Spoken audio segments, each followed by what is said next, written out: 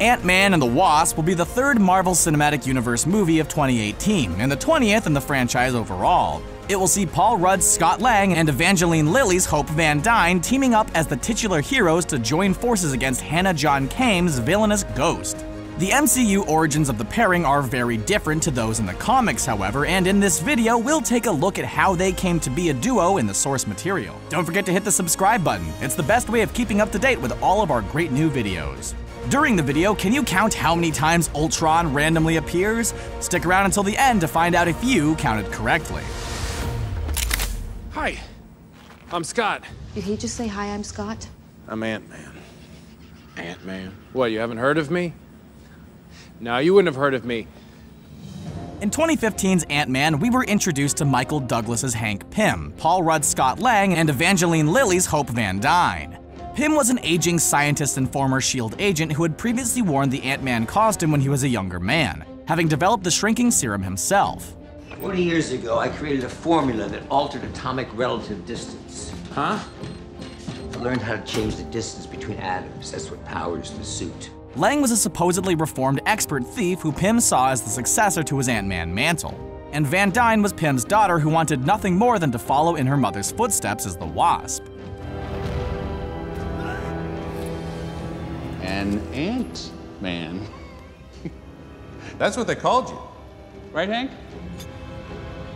You see, in the Marvel Cinematic Universe, the original Ant-Man and the Wasp duo were Pym and Janet Van Dyne, who is currently lost in the quantum realm. If that regulator is compromised, you would go subatomic. It means that you would enter a reality where all concepts of time and space become irrelevant as you shrink for all eternity.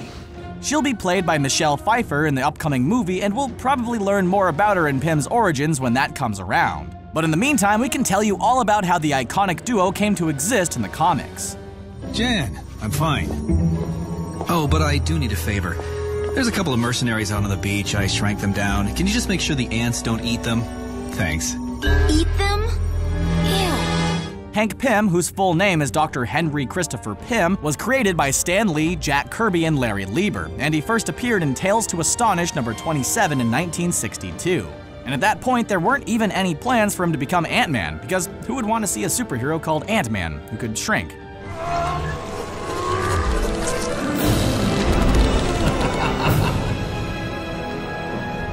Never underestimate pretentious lab jockeys, Fury. Hank grew up as part of a very ordinary family in Nebraska. The Pyms were poor, which led to his father incessantly complaining about the fact that he couldn't invent something useful in order to make them rich. The only member of the family who truly encouraged Hank and drove him to follow his imagination was his grandmother, because grandmas are just the best, aren't they? But what about all the good we've done? We've saved the world, Hank. A lot. I'm not arguing that. I just want to find a better way. Hank was a brilliant but fairly ordinary young biochemist until his first wife, Hungarian geneticist and entomologist Maria Trovaya, was kidnapped by communist agents and murdered while the couple were on their honeymoon in her homeland. Hank was absolutely devastated by her death and suffered the first of what would be a number of mental breakdowns in his life as a result of it. I just can't do it anymore. I never wanted this life of violence, fighting day in and day out. There has to be a better solution than this. Following his recovery, he decided to focus his brilliant mind on things that might help him battle inhumanity and injustice. Ultimately, that led him to discover a rare group of particles that could be used to alter the size of objects, including living beings. He named them Pym particles, wore a helmet of his own design that could communicate with ants, and the first Ant-Man was born. Thanks, Grandma Pym. Just because you can't see something doesn't mean it's not there. What are you gonna do with that? If you lay a single Pym particle on that? Oh, come on! Pym made his first appearance as the superhero in 1962's Tales to Astonish number 35. Janet Van Dyne was created by Stan Lee and Jack Kirby, and she first appeared in Tales to Astonish number 44 in 1963. We're forming a team, Janet. I believe you'd be an asset. A team for what? Superhuman softball? We've got a problem that's more than S.H.I.E.L.D. can handle. I don't know, Nick. This sounds too big for me. But I'll agree to help if you take Hank too. She is the daughter of a world-renowned scientist, the late Vernon Van Dyne, and in her early years she was a beautiful but irresponsible and self-centered girl. She lived a luxurious life courtesy of her father's fortune and had an on and off romantic relationship with the world-renowned mercenary known as Paladin. Ooh, he's cute. Subtle, Jan. She first experienced true tragedy when her father's experiments resulted in a deadly alien called a Cosmosian coming to Earth. Oh, wait, aliens? That's just crazy. Which subsequently murdered him. While she was grieving, Janet contacted her father's colleague, a certain Dr. Henry Pym. She explained to Pym how determined she was to bring her father's killer to justice, and she wanted his assistance in doing so. Pym was immediately attracted to Janet, and as a result, he was very eager to help her out. There's nothing quite like a noble motive. Seriously, Hank, you know what? I give up. I try and try with you, but it's never good enough. I just can't be as interesting to you as aliens. What? He revealed his secret identity as Ant-Man to Janet and offered to give her similar powers. She agreed to the idea and underwent an advanced biochemical process that utilized Pym particles. She was then able to shrink to insect-sized proportions just like Pym could. But she could also grow translucent insect wings that enabled her to fly. You gave her wings? And blasters. Moreover, Pym equipped Janet with personalized wrist devices that allowed her to discharge bioelectric energy blasts. These would go on to be known as Wasp Stings. So I take it you didn't have that tech available for me? No, I did. She designed herself the first of what would be many colorful superhero costumes and became the superheroine known as the Wasp. As a duo, Ant-Man and the Wasp went on to avenge Janet's father by defeating the alien that killed him, and they decided to remain as a duo from that point on. I know it's not a game, Hank. But I can do more than make money and take meetings. Together, we can do more. And we can have fun doing it. With Hank occasionally using his Pym particles to grow to giant proportions as well as shrink, just like Scott Lang has done in the MCU. Okay, tiny dude is big now. He's big now. I guess that's the signal. Way to go, Tic Tac! Following a confrontation with Loki that brought together the founding members of the Avengers, it was actually Hank and Janet who proposed the idea of officially forming a team of superheroes. No, not stupid Ultron, the Avengers!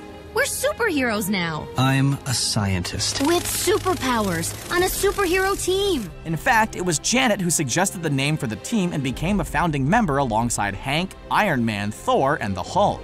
After many more adventures together and a lot of impatient waiting on Janet's part, the duo ended up getting married. You can tell he's upset. Oh no, see, you actually have to have emotions before you can get upset. Jan, you have to know that you've got him wrapped around your finger. Whatever. Over the years, the marriage has been rocky. The two have definitely had their troubles, including some domestic abuse on Hank's part that resulted in a divorce. Jan? Oh, I'm not ready to... This really doesn't concern you. Nice to see you too, Hank. And that's the awkwardness appetizer. But the foundation of their successful superheroic duet is based on love, and they always seem to find their way back to one another. Jan, I love... There have certainly been some changes to their respective superhero situations over the years as well. They've both been members of a variety of Avengers spin-off teams, and while Janet has only ever really been known by her Wasp moniker, in addition to Ant-Man, Pym has gone on to be known by the names Giant Man, Goliath, Yellow Jacket, and indeed Wasp. But nothing has prevented them from working as a twosome on the odd occasion. This is what we should be doing, using our abilities. Science helps people, not fighting. Ah! You're not getting it! No, I am getting it. You're not trained for this kind of thing, and I don't want you to get hurt. As the Marvel Cinematic Universe moves forward, it's going to be very interesting comparing Paul Rudd's Ant-Man and Evangeline Lilly's Wasp, as well as Michael Douglas's Ant-Man and Michelle Pfeiffer's Wasp, to the classic versions of the characters in the comics. This is an advanced prototype that your mother and I worked on together. She never got to use it. Maybe it's time we finished it. It's about damn time.